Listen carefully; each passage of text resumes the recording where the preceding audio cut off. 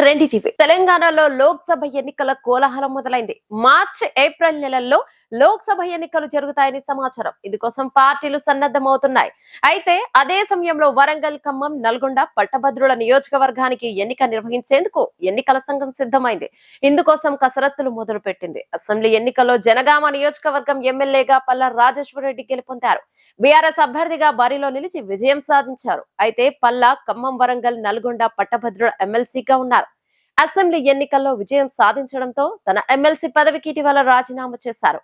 ఖాళీ అయిన ఎమ్మెల్సీ స్థానానికి 2024 జూన్ 8 లోపు ఎన్నిక నిర్వహించాల్సి ఉంది. దీంతో ఎన్నికల సంఘం ఈ ఎన్నిక నిర్వహణకు ప్రక్రియ మొదలుపెట్టింది. ఎన్నికల సంఘం ఓటర్ల జాబితాను రూపొందించే ప్రక్రియకు శ్రీకారం చుడుతూ నోటిఫికేషన్ జారీ చేస్తుంది. ఈ ఏడాది నవంబర్ 1వ తేదీన కట్ ఆఫ్ తేదీగా నిర్ణయిస్తూ కొత్త ఓటర్ల జాబితాను రూపొందించేందుకు షెడ్యూల్ ను ప్రకటించింది.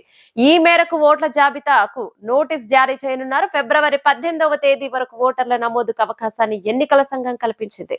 ఏడాది నవంబర్ 1వ తేదీ కంటే ముందు పట్టభద్రులుగా ఉన్నవారు ఓటు హక్కును నమోదు చేసుకోవాల్సి ఉంటుంది. ఓటర్ల నమోదు ప్రక్రియ పూర్తయిన తర్వాత ఫిబ్రవరి 21న ముసాయిదా ఓటర్ల జాబితాను సిద్ధం చేసే ఫిబ్రవరి 24వ తేదీన ప్రచురిస్తారు.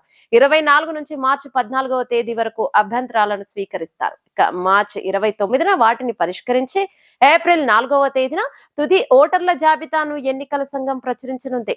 ఆ తర్వాత ఎన్నిక జరిగే ఛాన్స్ ఉంది. ఈ ఎన్నికల్లో విజయం సాధించడానికి కాంగ్రెస్ సిద్ధమవుతుంది. గత ఎన్నికల్లో తీన్మార్ మల్లన్న పోటీ చేసి పల్లకి గట్టి పోటీ ఇచ్చారు. ఇక ఇప్పుడు మల్లన్న కాంగ్రెస్ లోనే ఉన్నారు. అంతేకాక హస్తం పార్టీ అధికారంలో ఉంది. దీంతో కేసీఆర్ కి మరో ఓటమి చూపిస్తూ ఈ ఎన్నికల్లో బాగా వేయడానికి సీఎం రేవంత్ రెడ్డి రెడీ అవుతున్నట్టు తెలుస్తోంది. ఈ వీడియో మీకు నచ్చినట్టయితే లైక్ చేయండి, షేర్ చేయండి, కమెంట్ చేయండి, సబ్స్క్రైబ్ చేయండి.